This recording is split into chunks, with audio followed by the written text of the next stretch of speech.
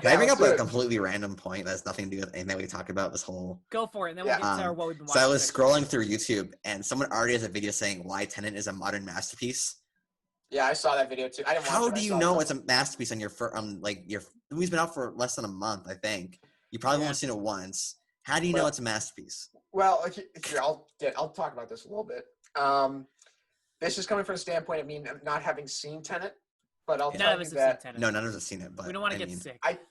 I'd say with like the advent of social media, terms like masterpiece and cinematography and all these film terms have been completely watered down by people they've been bastardized who think they know what they're talking about. And I'm not saying that I know what I'm talking about. At least I'm in a position where like the scope of film is so large and there's so much nuance and things that like can go over your head that I don't try and pretend that I know everything and like I'm like the definitive voice on what's objectively a masterpiece. Go full crazy.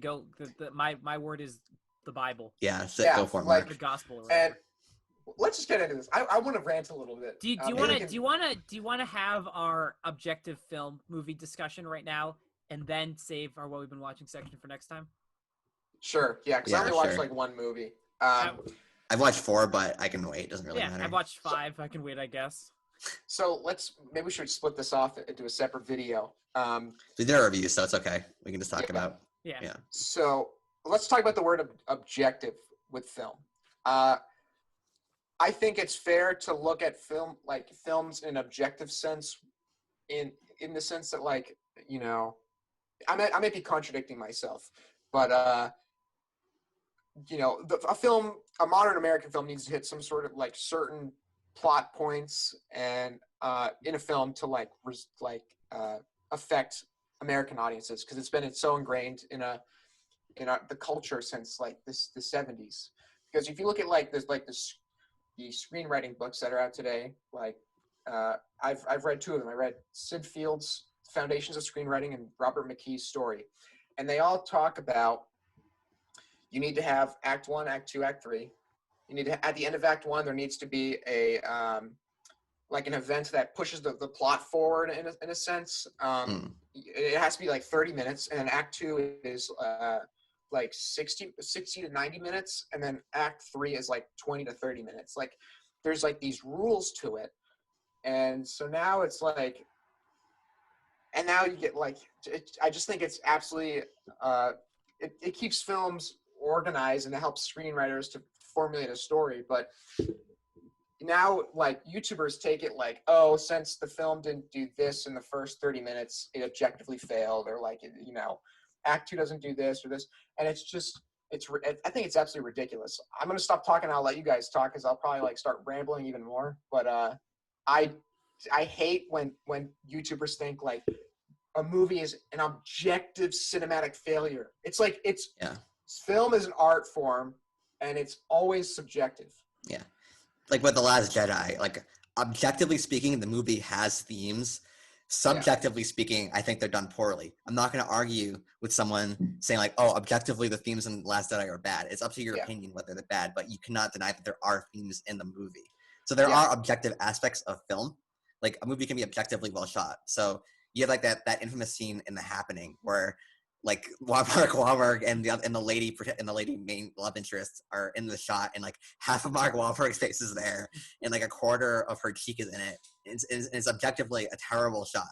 Like there are objective aspects of film, but to say that you like the word like objective in like YouTube language and video essays specifically has been so bastardized and so watered down. Nothing is an objective masterpiece, an objective failure. And just because you can point out little plot holes in a movie, like in Prometheus, we had an hour-long discussion on Prometheus about like the philosophical aspects of it, how it compares to like religion and atheism and everything. But then you're going to tell me that all of our whole discussion is completely invalidated because they touch a snake, and that makes it objectively bad. Yeah. Well, you can point out plot holes. Run a little bit diagonally. Yeah, because she doesn't run a little bit diagonally. That 3-second sequence makes the movie objectively terrible and the worst thing ever. Is just completely ludicrous, and people need that video essay mentality in order to feel validated in their own opinions, which is just the worst part about it. I don't know, Tyler, you want to talk I feel like there's a lot of discussion stuff going on like this. Ultimately, the reason why we made film frauds as a whole is because we wanted to have these kind of long form discussions, because we do this anyways.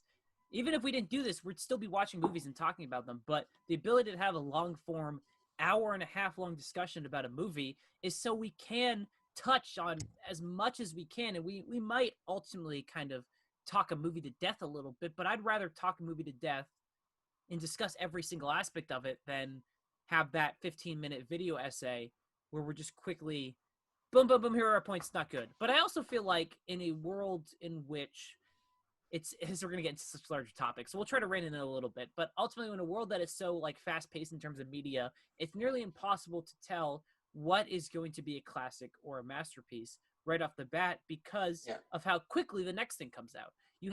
The reason why we're so quick to label so many movies that come out, let's say 1980s and before.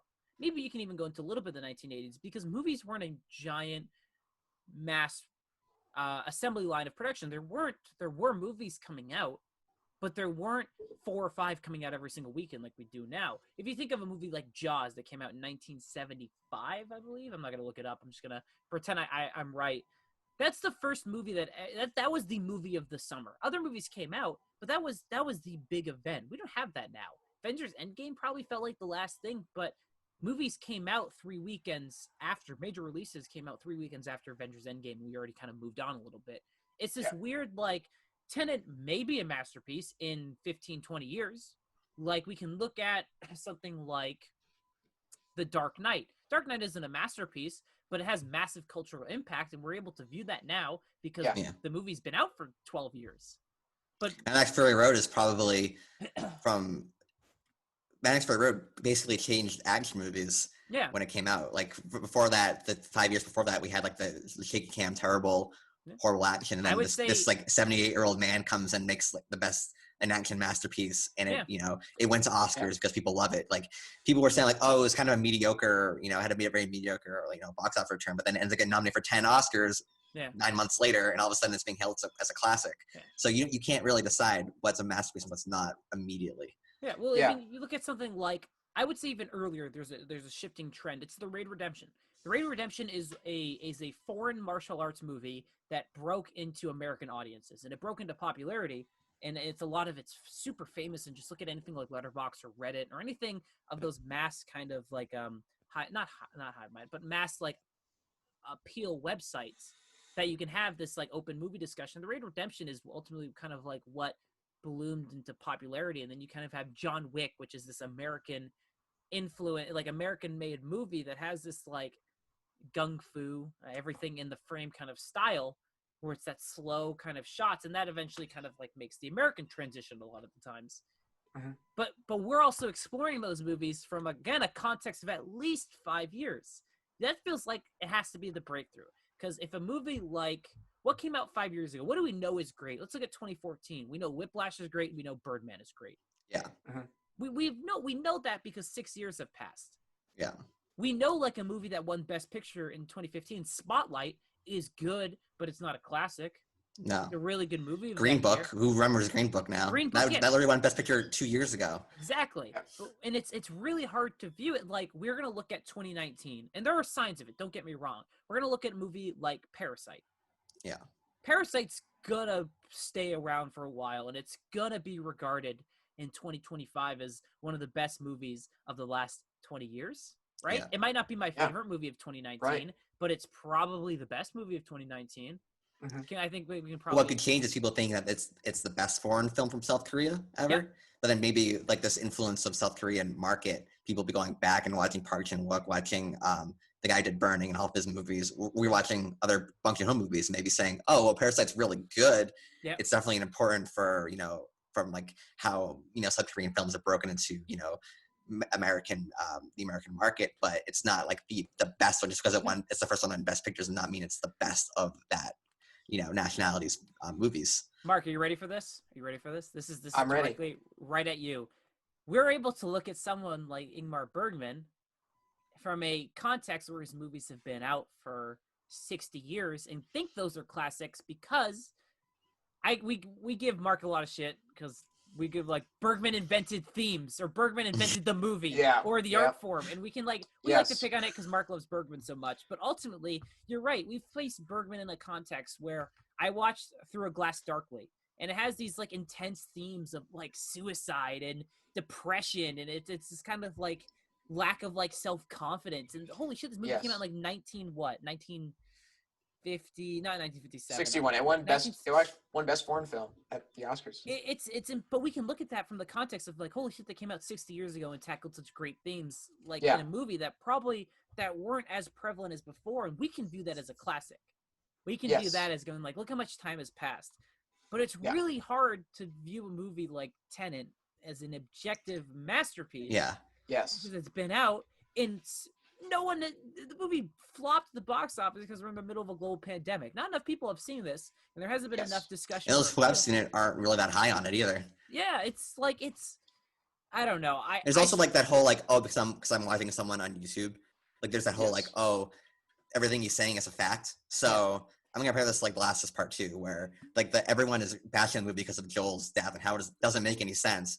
That scene has literally been parodied so much and misrepresented by people like Angry Joe and other YouTubers that people are relating the scene more to like the parodies and the over exaggerated elements of it than what actually happens in the scene. Mm-hmm. So what the facts of what actually happens in the scene are now being played with, and then what people have interpreted as scene is now completely changed.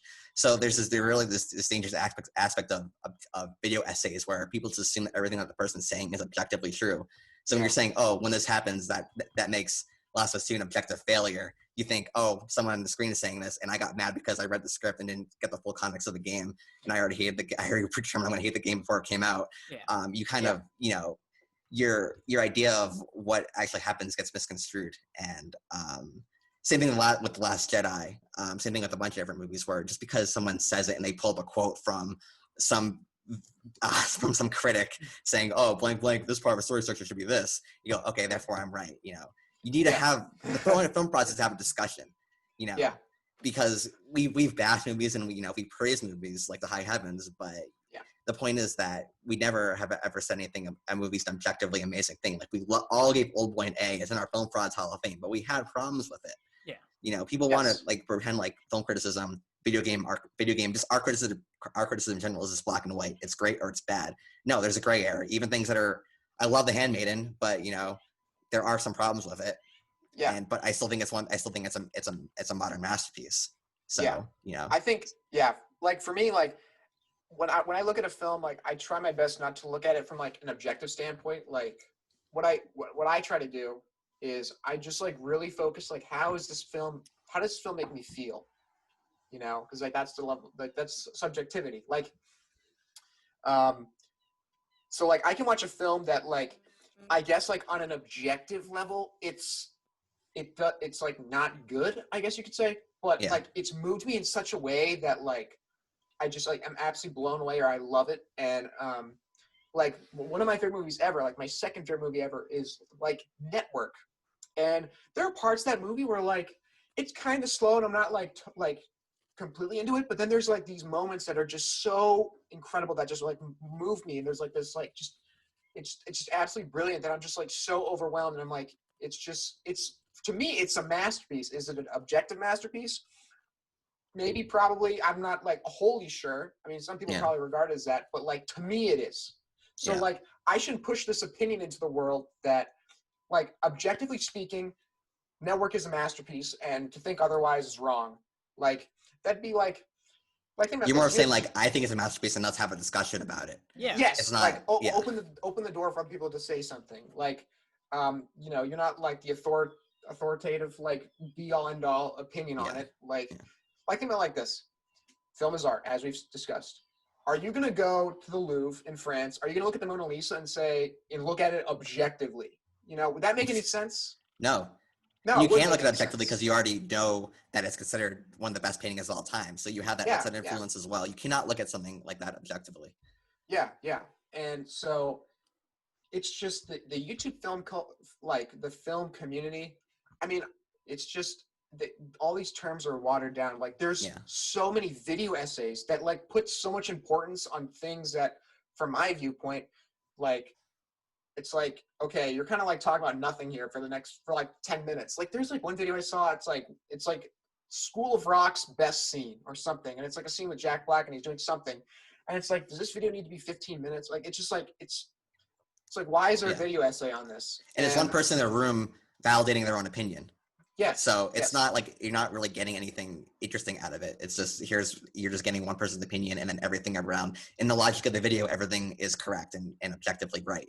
So there's something interesting about it. I think there's this also weird. Listen, we video essays now on YouTube are very not easy to make in any capacity, but the production quality behind it and the professionalism can look professional, and I think that's a very slippery slope. Is we look at these video essays, and don't get me wrong, this is not directed. There are some legitimately really great ones. Yeah. Oh yeah, there. of course. Like all the Mr. Plunkett reviews are pretty much brilliant. I really like the channel Every Frame of Painting. Yes, that's I love like that those are like quality stuff, but there's like we're talking about like that kind of like middle tier kind of stuff like that. Ultimately, anything that says objective failure in giant red letters, anything that tries to praise itself, and a picture of either Ryan Johnson or Abby from The Last of Us Part 2. We clearly have a lot of thoughts about we clearly have a lot of thoughts about The Last Jedi, but we'll never talk about it. We'll never do a video on it because I can't physically. No. There's no point.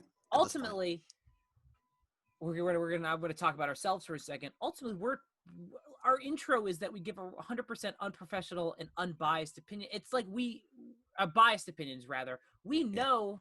It's ironic. It's ironic. Yeah. We're not trying to pretend like we are any professionals. We're just like three dudes who really like movies and have our own opinions about it. But like, I'm fascinated by the idea of movies is the fact that like, let's look at La La Land, for example. That's probably our biggest movie so far. We've had the biggest range of opinions. But we've had Mark and I love it, and you're like, this kind of sucks. Like, I'm not really a big fan of this. And it's amazing how you and I, Mark, can watch this movie and get like this is one of my favorite movies of the decade. And Matt can look at it and go, not really, like it's just not like things don't work for me in that. We can have those two in an area where it's subjective. We can have these two truths, and we can have these various perspectives. And by framing it as objective, it removes all discourse. And that's a really difficult area to get in, especially in film criticism, where film is entirely subjective.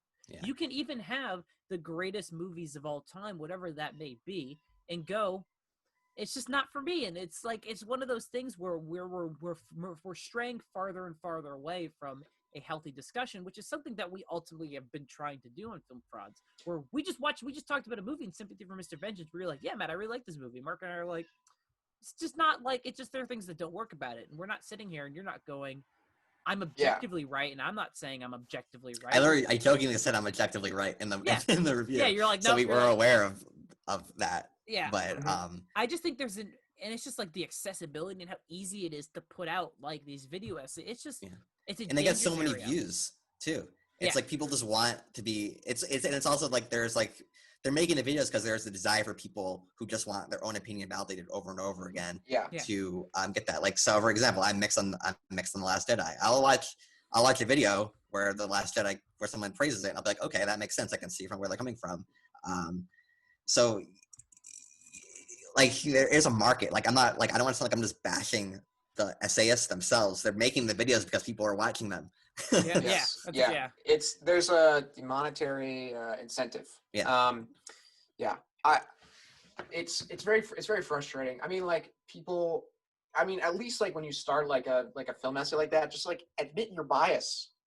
Like, I mean, for me personally, and again, I try my best to be as aware of my biases as possible. And like when I watch an old movie, I love watching old movies, as is known on this channel. And when I like trying to watch like a silent film or like a film from the 30s, 40s, 50s, 60s, 70s, I sit myself in the chair and I'm like, okay, I'm in the theater and it's 1950 and I'm gonna sit down and watch Sunset Boulevard, and like I'm gonna think about like all the movies that have come before and then watch this movie. I'm not gonna have any of my contemporary bias applied to it. And your movie experiences, you'd be surprised at how how much you like or dislike the movie. Like, but these people just don't admit their biases. Like, let's talk about The Last Jedi. Even though I hate talking about The Last Jedi.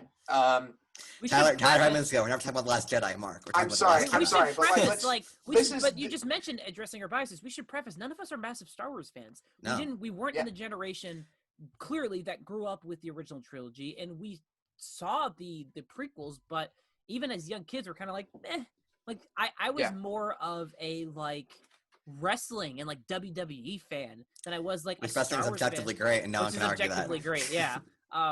So we can view this and like we just don't like it's just like Star Wars is Star Wars. It's like it's just what it is. So we should probably like Yeah. we're not Yes. biggest fan of Star Wars. Yes. So we've discussed this off camera before, but I think like with the release of The Last Jedi, you know, this whole new era of like YouTube film culture emerged.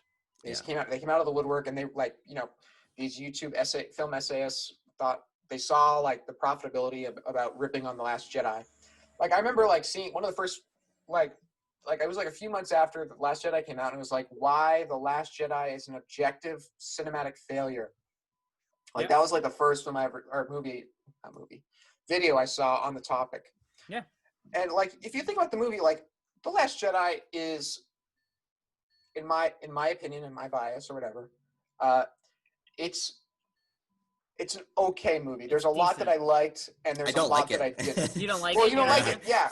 I can admit that like there's a lot of like, you know, irrelevant stuff that happens. Like I know like a lot of people like to like rip on the Canto bite sequence, which is like I agree with these people. Like, it's like in the context of the movie. Like also you're like it's like the complete character assassination of John Boyega, like Finn. I feel so bad for him.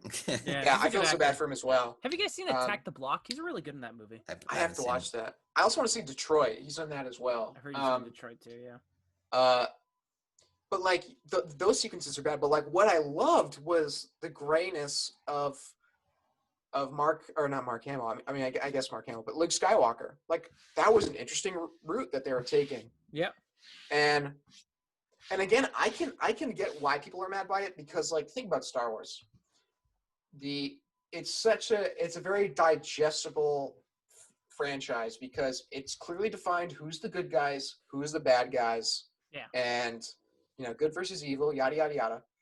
And the second those lines become blurred, people freak out. Well, and like they're the like it's so fucking thing. hypocritical. It's so hypocritical because they're ripping on the Force. I love the Force Awakens. Like I actually really enjoyed it. I enjoyed it too. Yeah. Yeah, Force Awakens is a good movie. I'll stand by that to the death.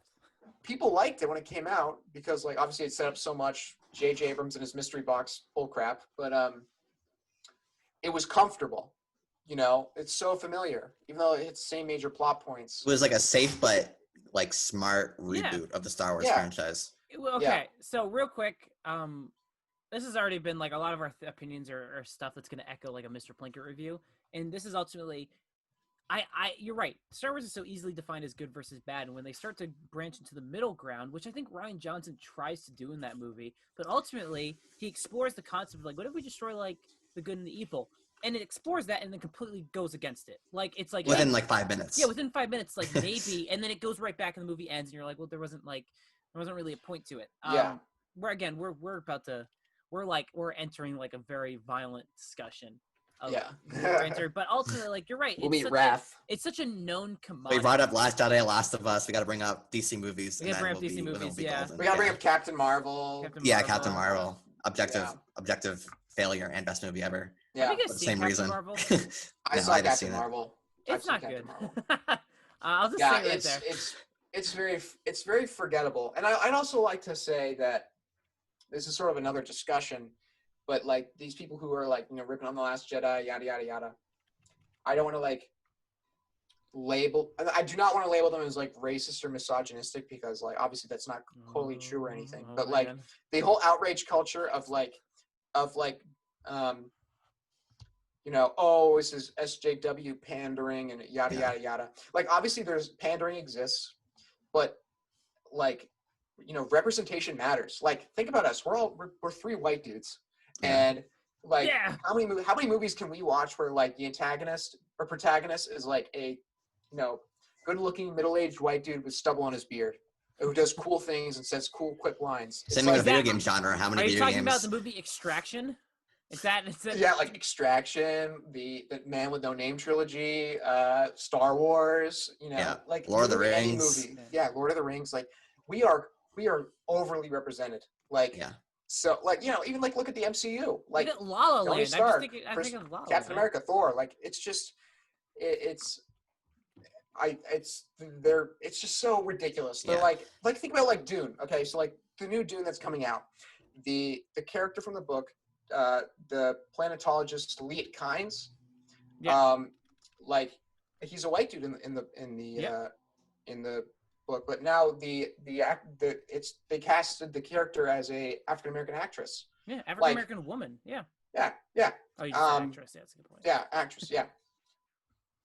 What is that something to be angry about? I mean, it's like, okay, I guess they're straying from the source material, but like, what's the big deal? What is the big deal? It doesn't matter. They say it's pandering, but isn't casting like a white middle-aged man pandering as well Yeah. to Yeah. people like us? Yeah. Remember Whether we that- know it or not, like it's an Yeah. unconscious sort of pandering. Remember, there's that It's whole like- discussion of like, could Michael B. Jordan be Superman? It's like probably he'd probably be really Yeah, great. he'd at be it, great. too. Yeah, why not? Sure, I want to see that. And it's just like this Yeah. whole like, we can't be it because Superman's white, and you're like, well, sure. Yeah, it's like this I mean, whole cool. allegiance to the source material. It's just weird. It's Yeah, like and also, yeah, with that and with like people like making articles about how Abby in Last of Us Part 2 can't have big muscles. It's like, They've never is it not okay just to have like it's not normal look, like a not super attractive looking woman as like the protagonist of a video game? No, you can't. Yeah. It doesn't sell. Are we killing off like the coveted protagonist, like generic protagonist of a video game by doing that? Things like that. I remember people being outraged about John Boyega being cast in Star Wars. And all yeah. of that, and like it's like you're not just because there's diversity in casting doesn't mean that they're first of all pandering. They're not. Well, they are pandering to a certain degree, but they're also pandering in movies that don't do it as well. Because like I just said, they're pandering to people, like the average middle-aged white guy by casting an average middle-aged white guy as to be the main character of a movie. So Do you want to know? Do you want to know what annoys me the most? Is people will get mad about kind of like diversity casting, but then they won't go see movies that are diverse. Like if you think about, let's talk about Annihilation, the movie that came out that is an all-woman, diverse cast that is smart, intelligent, movie. intelligent, treats its characters like strong characters, and then no one saw it. No one saw it to the point that the movie had to sell to Netflix to get a streaming release earlier in other countries because no one was seeing the movie. And other countries loved it. And everyone, this movie, Annihilation is a phenomenal movie, and it's just you look at it and you're like, you can't get mad because they're thinking of casting Michael B. Jordan as Superman, and then just not like be like, okay, well, like it's like we can. That annoyed me so much is that like we have a movie like Ghostbusters, which tries to like market itself as like is a female empowerment movie, and you're like, it's great. Sponsored by Papa Gino's. Yeah, sponsored by Papa John's. And you're like, whatever. that's great. You're like, but there's also Annihilation where they don't. It's just like, man, it's like we're tumbling on a slippery slope. But ultimately, like, I think Annihilation is kind of like that litmus test for like, what happens if we don't market a movie as kind of like this attempt to kind of like show that we're diverse. And what if we just make a movie?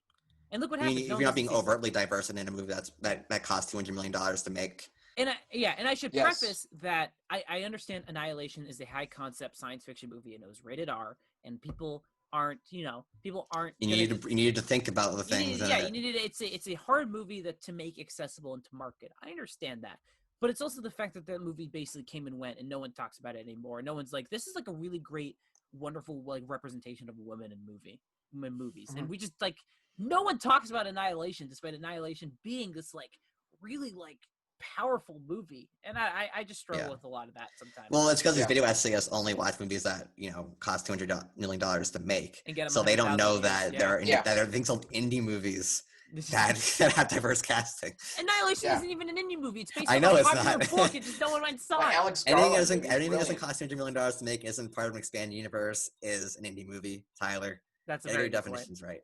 Do you guys? We've been going for like an hour and a half. Do you guys have any final points before we spare the audience for our? I just want to talk about the direction the film industry is going. Okay. Because the way it seems now is that everything has to be interconnected, intertwined. Like, obviously, film is a business, and it's always been a business, and the studios have an incentive to put out movies that everyone's going to like. But the direction that things are going now with the Marvel formula, it's like it's just becoming products. Like look at the Star Wars movies. Like think about like the quota they have to meet to like, okay, we need a new design stormtrooper so that we can sell new Legos. Yeah. Or, you know, we need to set this up so we can set up this movie and then this one, and then it's just it's like it's the or movie. The fact that Star Wars had that one kiss between guys that they could easily edit out for foreign audiences because it happens as a quick like shot. That's bad. That's bad. They're just using the LGBT community as like a prop, like or just like it's like a marketing tool. Yeah, it's like just they trying to hashtag forces female and then get probably a big bump in their box office by doing that or whatever, or in publicity, great publicity. But then they can edit out for foreign audiences. Yeah, so they can edit out for China. Yeah, we're coming for you, China. No, I'm on your list. No, we're not. We're not. Tyler is. Let's do it. I separate myself. But yes, it's and now like think about the effect that has on the industry. Like, I think the reason why people like A24 so much, myself included, is because you're seeing these wholly original movies that are like self-contained stories that have like a heart to it. And, ever since like, Jaws, like it's just a blockbuster, and it's just like now everything's a blockbuster. And the people who want to make like original films, aren't getting as much attention, I guess. Yeah. Do you guys know what the first movie was to make $100 million at the box office opening weekend? E.T. Gone with the Wind. Nope. Real quick, Jaws, 1975, first movie to make $100 million gross domestically. Not domestically, or it might be domestically. First movie to make $100 million opening weekend was 2002 Spider-Man. Really? Oh, wow. Yeah, first movie to make $100 million opening weekend. Wow, that's pretty recent. Which means Spider-Man's objectively a great movie. I would disagree with that. Yeah. But no, Mark, I agree with a lot of the sentiments. It's weird because I've been watching John Woo movies lately. Like I just watched Hard Boiled and from Hong Kong, and it had like a pretty good showing in the U.S. And it's just like a cop movie where people who are just passionate about making action films and making good action films made this movie. It's a wholly original idea, and it's just fun and it's very entertaining, and it's like that would never be made today. So like on one hand, a lot of there's a lot more blockbusters. I think part of Expanded Universe doesn't make $200 million plus this budget, and it's considered a flop. Yep. But and then on the other hand, you have the A24 miserable, depressing hour-and-a-half movies, which I love. Like you don't have that middle of the road, just fun summer movie that's wholly original. That's like made for 80 million or 60 million or whatever. You just don't have that anymore. It's good to see like things like Netflix and we give Jeff Bezos a lot of crap, but without him, I never would have seen The Handmaiden. So or The Boys. Can't fault them for that, or The Boys. So there is a fight back to it, and there are still good films being made, but you do lose that. The middle budget movie is dead. The middle budget fun summer movie is gone. Is dying. I mean, if you look at something like Dread, didn't cost a ton of money to make, but even that is based on a comic book. They kind of had they're kind of banking on an audience. But they had that '95 Judge Dredd movie. That's everyone remembers. Yeah. I mean, and then the whole thing of like, I mean, Dredd is a remake, and it's a good remake, but like, there's just so many remakes now, and like, the 2016 Ghostbusters, with the live action Disney movies, it's incredible how profitable nostalgia is. And the way that like American audiences want like their own version of like good foreign films, like The Raid. We have like an American Parasite series. There was going to be an American remake of The Raid. I don't know if that's still going, with Frank Grillo. Yeah, and then like Old Boy, like it's really unfortunate the direction it's going. Like if you like, And they hire good directors to make like these Marvel movies and these reboots and whatever, but they don't let them, like they do that to appeal to people like us who like, smaller movies and like, oh, like this guy's going to do Captain America 7. This is gonna be so interesting. And then it's just another Marvel movie. Let's get Ryan Coogler to direct Black Panther, who made Creed and Fruitvale Station, which are excellent movies, and then don't let him have any personality in his shots. to get like a good idea of like of like what the film industry is like now. It's like Robert Eggers was talking about after he won like the Cannes Film Festival for The Witch. He won Best Director at Is it? one of the Wow. big film festivals. You mean the Vavitch? Yeah, I don't know what Rich. you're talking about. Yeah, you Fuck you. lunatic. Okay, so moments after winning like Best Director, like 10 minutes after, like the first time the movie was screened, Yeah. he gets a call that says he got an offer for a big superhero movie. He's Amazing. like, and reflecting on it, he was like, he knew that these people hadn't even seen my film. They Yeah, just so they don't heard that I know. won, and they want me to do a Yeah. a superhero movie. And he was like, absolutely not. I do not want to do that. That's completely And then he made The Lighthouse, as said, and he's cementing his legacy as one of the best horror filmmakers of the modern era. One of the So- best young filmmakers working Yeah. like today. Yeah. Yeah, and I mean, like, because of like him, I like was able to like discover like the old, cinematic history, because like I was listening to a podcast with him and Ari Aster, and they talked about Ingmar Bergman, Very awesome. and I was like, who's that? How did this filmmaker? How did Ingmar Bergman affect these guys? Because they were just gushing over him. So like, I went to Ingmar Bergman.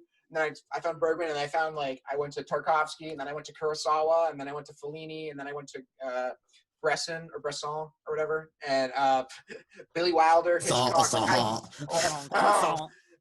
So yeah, like I think we got, hopefully like we get this new emergence of like these passionate filmmakers who pay homage to old cinema. I mean, there's look at The Lighthouse. Like, I mean, Matt, you've seen Persona, and Tyler, you've seen Through Glass Darkly. Through Glass Darkly and Persona were filmed on the same island. Like, look at the bleak atmosphere. Yes, Damn. because Ingmar Bergman lived on that island. It was called Fora. It was near Sweden, and it's like that bleak, rocky coastline. Like, yeah, but like the new formula now for Hollywood is like lighthearted jokes. Sometimes serious. Somewhat self-aware references of how absurd everything is. Hero wins in some regard, because like obviously like Tony Stark died in the Endgame. Spoilers. But, yeah, who cares? I don't want you to. Yeah, like there's no consequence. Like think about what Martin Scorsese said. And if it fails, they just reboot it 2 years later. Yeah, Suicide Squad. Look at that now. They literally hired the guy that they were trying to rip off. Yeah. Like. Oh, that's a good point. Oh, that's a very good point. Yeah. Yeah. And now we got the Suicide Squad, and then that's what James Gunn's directing. He's directing the Guardians of the Galaxy 3, and now he's doing a spin-off series with John Cena's character Peacemaker from the Suicide Squad. And it's already a hit. I like market John research Cena. says that it's already a hit. I like John Cena, so I'm all for it. After 12 rounds, I'll see whatever John Cena's in.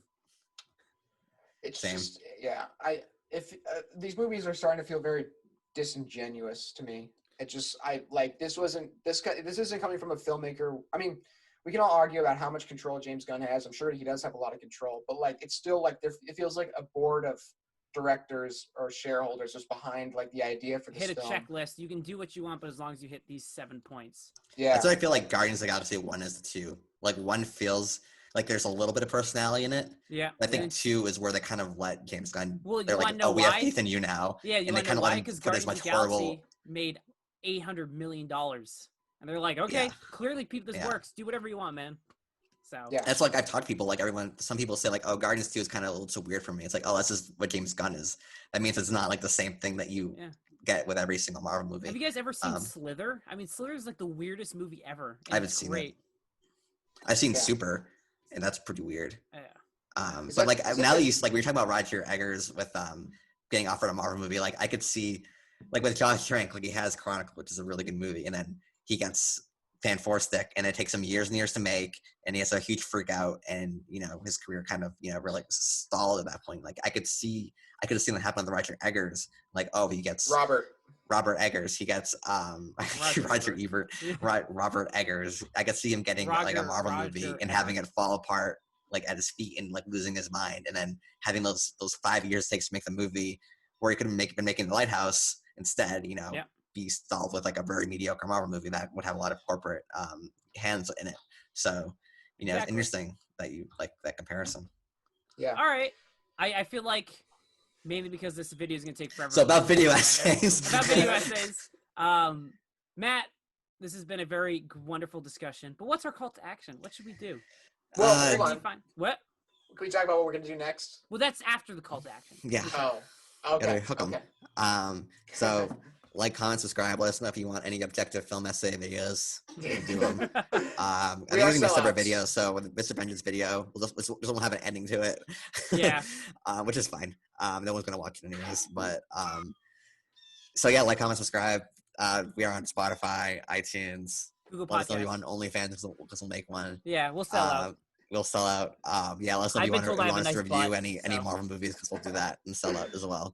Yeah. And Mark, Yeah, Mark. I'm your next. what are we reviewing next?